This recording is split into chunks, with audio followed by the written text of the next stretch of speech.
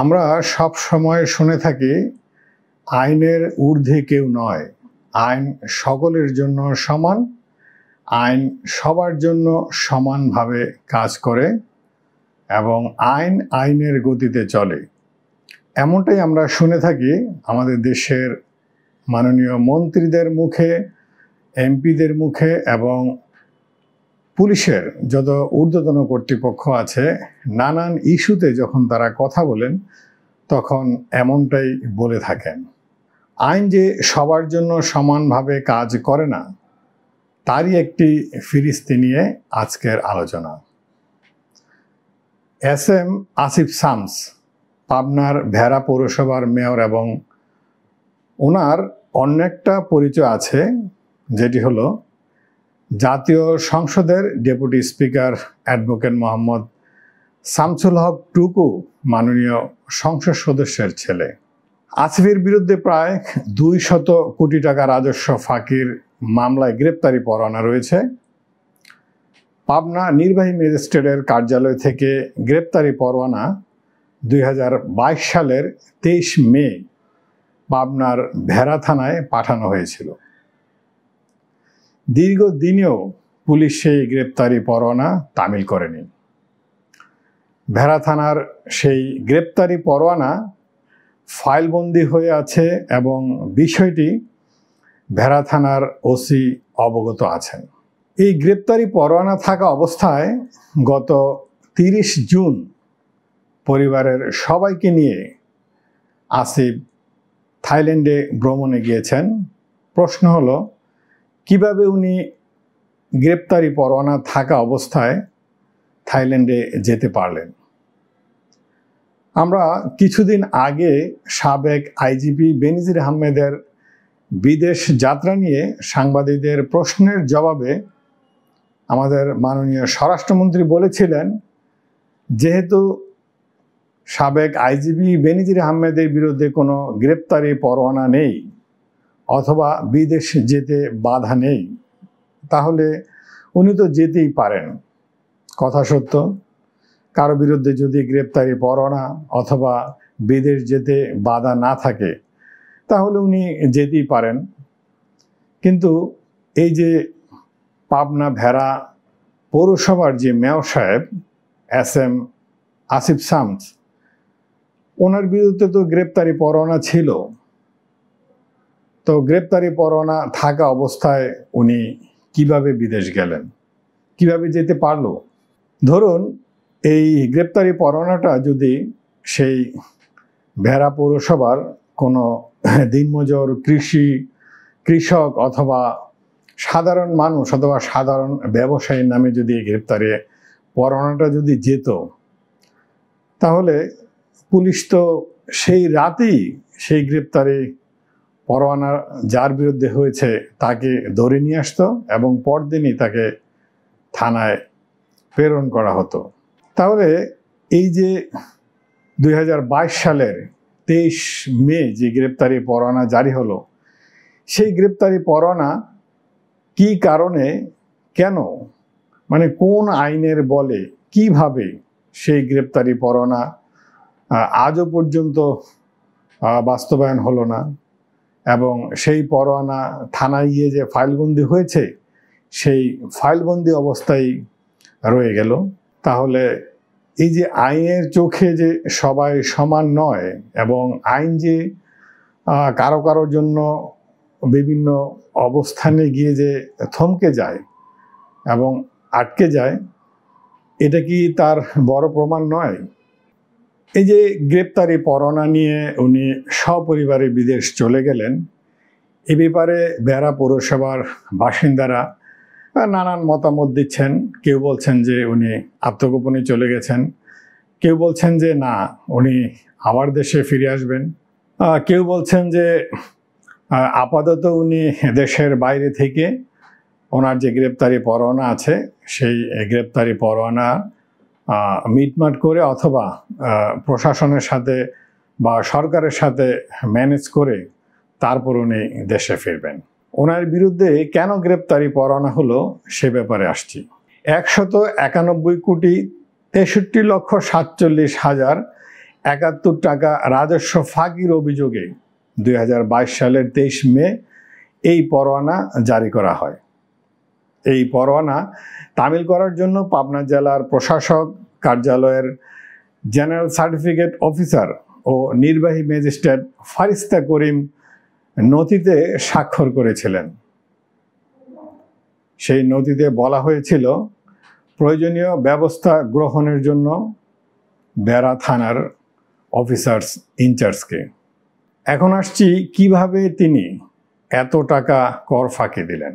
Voice over internet protocol, যেটাকে আমরা VoIP বলি, সেরকম একটা ব্যবসা প্রতিষ্ঠান ভিশনটেল লিমিটেডের চেয়ারম্যান হচ্ছেন SM আসিফ শামস। প্রতিষ্ঠানের লোকেশন হলো রাজধানীর গুলশানের খাজা টাওয়ারে। কোম্পানির চেয়ারম্যান আসিফ শামসের নামে 2014 সালের জানুয়ারিতে দুদকে একটি অভিযোগ জমা পড়ে। এতে উল্লেখ করা হয় ভিওআইপির লাইসেন্স ফি বাবদ তিনি বিটিআরসিকে 15 কোটি টাকা অগ্রিম এবং প্রতি বছরে 7 কোটি টাকা হিসেবে 3 বছরে 21 কোটি টাকা এবং সর্বমোট 36 কোটি টাকা দিয়েছেন। তবে 2014 সালে হিসাব মতে ভিশনটেলের কাছে 146 কোটি 43 লাখ টাকা পাওনা থেকে যায়। 8 বছর পরে অর্থাৎ 2022 সালে সুদে আসলে তা হয় 191 কোটি 63 লাখ 47 হাজার 71 টাকা। সে কারণেই এই ভেড়া উপজেলার মেয়র সাহেবের বিরুদ্ধে গ্রেপ্তারি পরোয়ানাটি জারি হয়েছিল।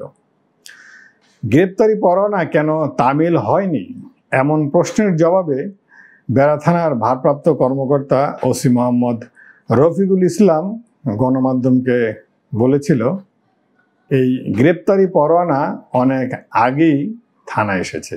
উনি বেড়া পৌরসভার মেয়র। আমি দায়িত্ব নেওয়ার পর তার বিরুদ্ধে গ্রেপ্তারি পরোয়ানার বিষয়টি অবগত করেছি। তিনি পুলিশকে জানিয়েছেন যে আদালতে টাকা জমা দিয়ে জামিন নেবেন। তবে 2-3 দিন হলো জানতে পেরেছি তিনি বিদেশে চলে গেছেন। এখন প্রশ্ন হলো, এই বেড়া থানার ওসি সাহেব স্বীকার করছেন যে ওনার বিরুদ্ধে গ্রেপ্তারি পরোয়ানা আগেই এসেছিল, অনেক আগেই, এবং উনি মেয়র সাহেবকে অবহিত করেছেন। মেয়র সাহেব তো বলেছেন যে আদালতে টাকা জমা দিয়ে উনি জামিন নেবেন। তাহলে গ্রেপ্তারি পরোয়ানা কি যায় আসামিকে অবহিত করার জন্য, নাকি আসামিকে অ্যারেস্ট করে কোর্টে পাঠানোর জন্য? ব্যক্তিগত জীবনে আমাদের অনেক পরিচিত লোকজন যখন এরকম গ্রেপ্তারি পরোয়ানায় অ্যারেস্ট হয়, ব্যক্তি জীবনে আমাদের কাছে এরকম 2-4টা ফোন এসেছে যে পুলিশকে রিকোয়েস্ট করার জন্য যাতে অ্যারেস্ট করে কোর্টে না পাঠায়, তারা নিজেই কোর্টে হাজির হয়ে জামিন নেবেন। তখন যাদের আসামি ধরা পড়ে তাদেরকে বুঝ দেওয়ার জন্য অথবা খুশি করার জন্য আমরা হয়তো পুলিশকে, থানার ওসিকে ফোন দিয়ে থাকি। এরকম হয়েছে আমাদের জীবনে 2-একটা ঘটনা। থানার ওসি আমাদেরকে এক বাক্যে বলেন যে গ্রেপ্তারি পরোয়ানার আসামি কোনোভাবে আমরা ছাড়তে পারবো না, ওনাকে কোর্টে আসলে চালান করতে হবে। তো আমরাও ওভাবেই আসামির যে লোকজন আত্মীয় স্বজন থাকে তাদেরকে আমরা বলি যে গ্রেপ্তারি পরোয়ানা যেহেতু আছে, সেহেতু আসলে ওনাকে ছাড়ার কোনো উপায় নেই, ওনাকে চালান করতে হবে, কোর্টে প্রেরণ করতে হবে। তো এই যে ভেড়া থানার মেয়র সাহেবের ব্যাপারে সেই গ্রেপ্তারি পরোয়ানা তামিল হচ্ছে না অথবা তাকে অবহিত করা হলো, এটা কোন আইনের বলে? এরকম কি কোথাও আইন আছে যে মেয়র হলে তার বিরুদ্ধে গ্রেপ্তারি পরোয়ানা থাকলেও তাকে অ্যারেস্ট করা যাবে না?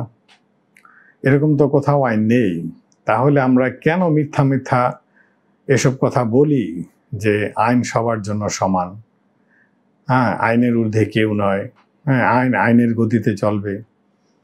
এসব কথা কি আসলে শুধুই মুখের বুলি অথবা সাধারণ মানুষকে মানে বলার জন্য বলা।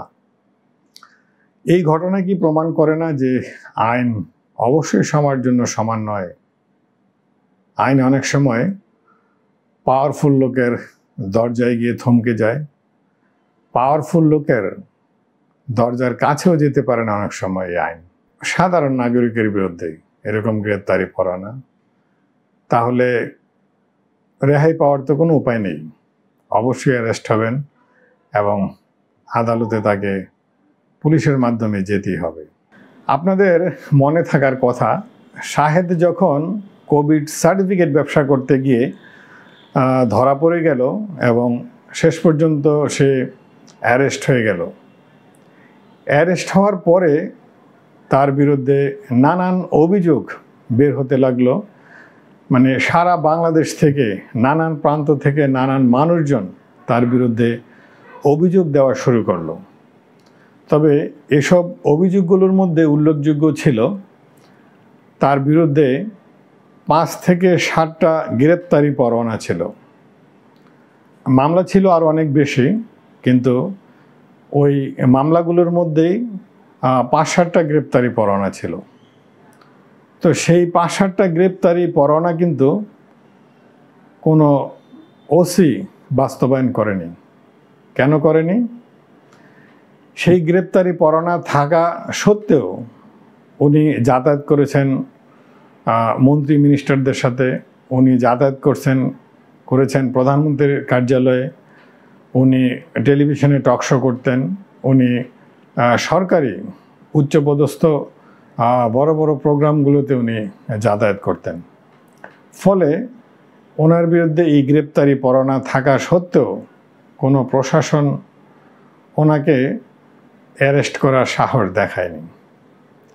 তাহলে তো বলাই যায় যে যাদের ক্ষমতা আছে, বাংলা যেটাকে বলে, যদি সহজ ভাষায় বলি, যাদের হ্যাডম আছে, তাদের জন্য আসলে গ্রেপ্তারি পরোয়ানা অথবা আইনের আরও কোনো যদি কঠিন শাস্তি থাকে তাহলে সে ঘুরে বেড়াতেই পারে, কারণ যেহেতু ওনার ক্ষমতা আছে, টাকা আছে।